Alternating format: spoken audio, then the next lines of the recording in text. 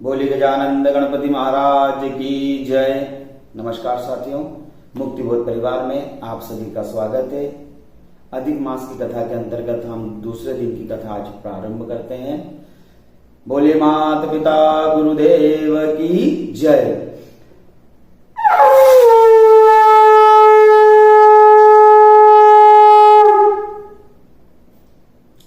लक्ष्मी नारायण भगवान की जय। आज दूसरे दिन की कथा हम प्रारंभ करते हैं। पहले अध्याय में, पहले दिन की कथा में हमने सुना कि नारद जी ने भगवान नारायण से प्रश्न करा और धर्मराज युधिष्ठिर ने भगवान श्री कृष्ण से प्रश्न करा लोक कल्याण की भावना से। प्रश्नोत्तर के जवाब में भगवान राधा रमण, भगवान कृष्ण कहते हैं कि हे युधिष्ठिर, आपने बहुत अच्छा प्रश्न करा है और जो बात ऋषि मुनियों को पता नहीं है, जो बात इष्ट मित्रों को पता नहीं है, जो बात मेरे बंधु बांधवों को पता नहीं है, वह बात मैं आपको अवश्य बताऊंगा और वह व्रत मैं आपको बताऊंगा। अब भगवान कृष्ण क्या कहते हैं कि ये बात किसी को नहीं पता, फिर भी तुम मेरे परम भक्त हो, इसीलिए मैं तुम्हें अवश्य बताऊंगा। तो कहने का भाव यही कि हर बात कोई किसी को नहीं बता देता। जब उनकी कृपा होती है तभी हमें यह कथा सुनने का मन करता या कथा सुनने को मिलती है। तो भगवान की बड़ी कृपा है आपके ऊपर और मेरे ऊपर कि आप कथा श्रवण कर रहे हैं और मैं आपको कथा श्रवण करा रहा हूं। बोलिए कृष्णचंद्र भगवान की जय। तब भगवान कहते हैं कि संसार में दिन, महीना, साल, संवत्सर, कुआं, बावड़ी, नदी, पेड़ पौधे, जो भी वस्तु हम देख रहे हैं उन सबका कोई ना कोई स्वामी है। दिन, महीने, साल का कोई ना कोई स्वामी है। इन सभी के बीच में एक अधिक मास उत्पन्न हो गया। घटी, पल, घड़ी, समय, दिन, रात, 12 महीने, उत्तरायण, दक्षिणायन, संवत्सर, इनके बीच में एक अधिक मास उत्पन्न हो गया। अधिक मास कैसे उत्पन्न हुआ इसका वीडियो मैं अलग से बना चुका हूं। तब अब ये अधिक मास बड़ा दुखी रहता क्योंकि इसका कोई स्वामी नहीं। मंगलवार के दिन मंगल बड़ा प्रसन्न हो जाता। क्यों? आज मंगलवार है, लोग ध्यान रखते कि आज मंगलवार है, हनुमान जी के दर्शन करने जाना है, हनुमान जी को नारियल अर्पण करना है, चने चिरौंजी का भोग लगाना है, चूल्हे चढ़ाना है, श्रृंगार करना है। बुधवार भी बड़ा प्रसन्न हो जाता। क्यों? आज गणेश जी का दिन है, आज खजराने जाना है, लड्डू चढ़ाना है, अभिषेक करना है, दुर्वा चढ़ानी है। सोमवार भी बड़ा प्रसन्न हो जाता। क्यों? आज भोलेनाथ का दिन है, बिलपत्र चढ़ाना है, अभिषेक करना है। देव उठ गए हैं तो लोग विवाह कर रहे हैं, कोई दुकान की ओपनिंग कर रहा है, कोई काम धंधे की शुरुआत कर रहा है, कोई मकान बना रहा है, कोई महल बना रहा है। तो सब तिथि, वार, घटी, पल, नक्षत्र, योग, करण सब बड़े खुश रहते हैं कि हमारा कोई ना कोई स्वामी है। चतुर्थी तिथि भी खुश हो जाती कि देखो आज लोग गणेश जी की पूजा करेंगे। नाम किसका हो रहा है? चतुर्थी तिथि का। शनिवार भी खुश होता। शनिवार का दिन हम चीठा दिन मानते हैं, पर शनिवार भी खुश होता। क्यों? क्योंकि आज शनि महाराज का दिन है, आज लोग तेल चढ़ाएंगे, तो शनि महाराज के दिन शनिवार भी खुश होता। और ये मास खुश नहीं हो पाता। मास तो बड़ा होता है, 30 दिन का होता है और वार तो 1 दिन का होता है। अब ये अधिक मास बड़ा दुखी रहता। देखो सबके स्वामी हैं, मेरा कोई स्वामी नहीं। अब वो बड़ा दुखी रहता क्योंकि उसका कोई स्वामी नहीं। अच्छा, लोग अधिक मास को मलमास भी कहते, निंदा करते, निंदनीय दृष्टि से देखते। क्यों? क्योंकि अधिक मास को विस्तार से मैंने अलग वीडियो में समझा, फिर भी एक लाइन बता देता हूं कि जिस महीने सूर्य की कोई संक्रांति ना हो, अमावस से अमावस तक, वह अधिक मास होता है। अब अधिक मास बड़ा दुखी होता।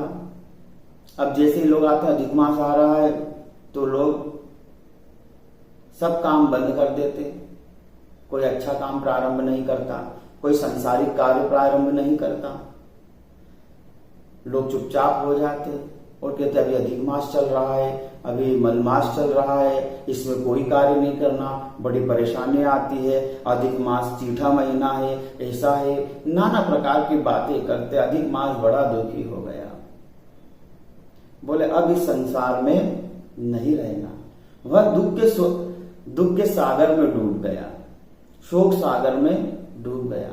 और जिसका कोई स्वामी ना हो वह तो दुखी होता ही है।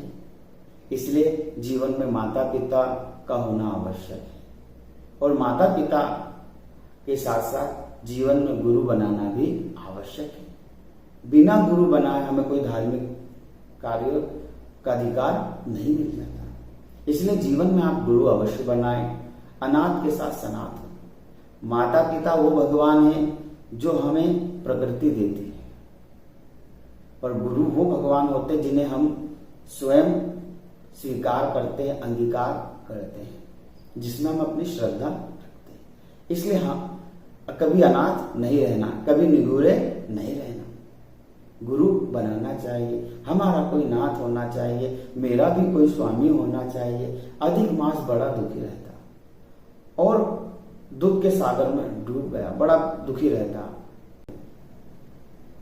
और भगवान विष्णु के वैकुंठ लोक में चला गया। और भगवान विष्णु के वैकुंठ लोक में जाने के पश्चात अधिक मास क्या देखता है कि भगवान क्षीर सागर में शेष सैया पर विराजमान है।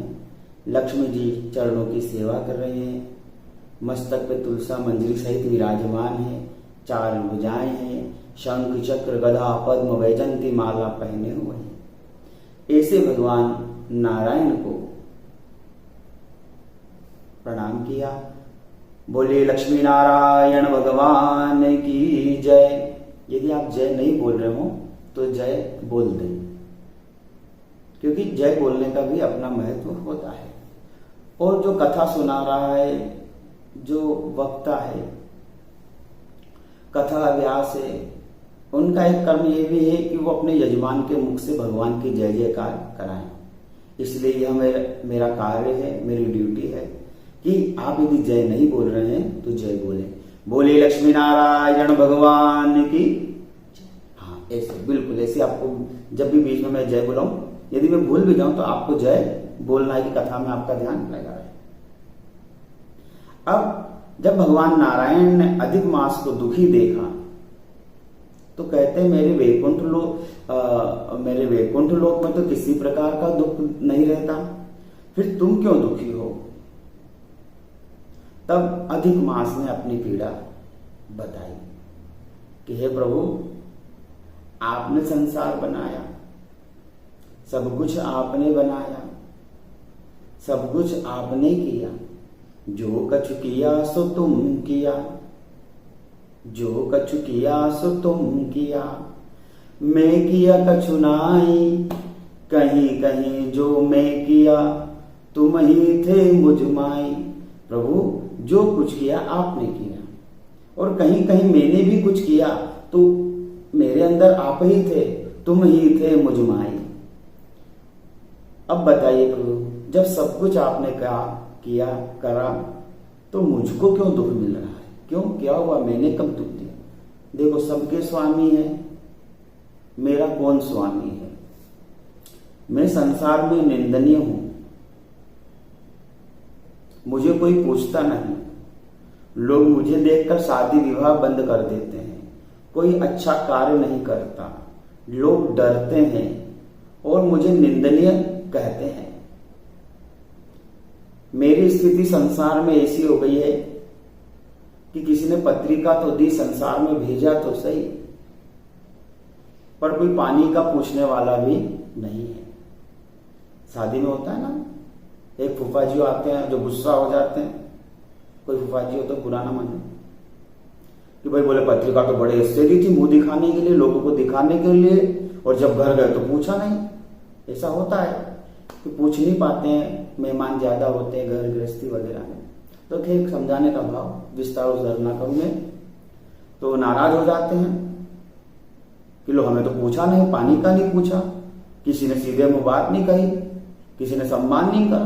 तो हे प्रभु मेरी स्थिति भी उस फूफा जैसी ही है, संसार में आपने बना के तो भेज दिया, पत्रिका तो दे दी, मैं संसार में आ भी गया, पर मुझे कोई पूछ ही नहीं रहा है और सब बुराई करते हैं। बोले इनके पास मत जाना, अभी शुरू हो जाएंगे। होता है ना व्यक्तिगत, मतलब मामा क्या भी गए तो फिर आधे घंटे चुप नहीं होंगे, शुरू होगा तो फिर इधर उधर सब चुपचाप रहो, अपन तो काम करो। तो प्रभु ऐसी हालत मेरी भी है।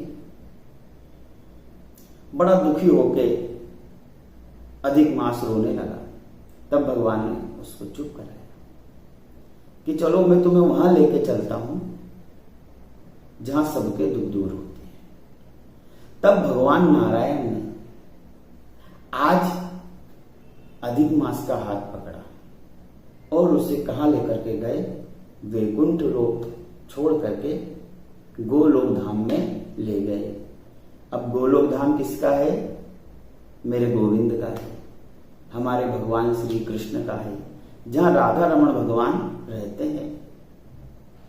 अच्छा, जिन्होंने का सत्संग कम है तो वो सोचते हैं विष्णु भगवान तो बाद में कृष्ण अवतार हुआ, कृष्ण अवतार, फिर गोलोक, हम तो वैकुंठ लोक की सुना, बहुत सारी बातें उनके मन में आने लगती हैं। तो देखिए आप किसी प्रकार की शंका ना लाएं।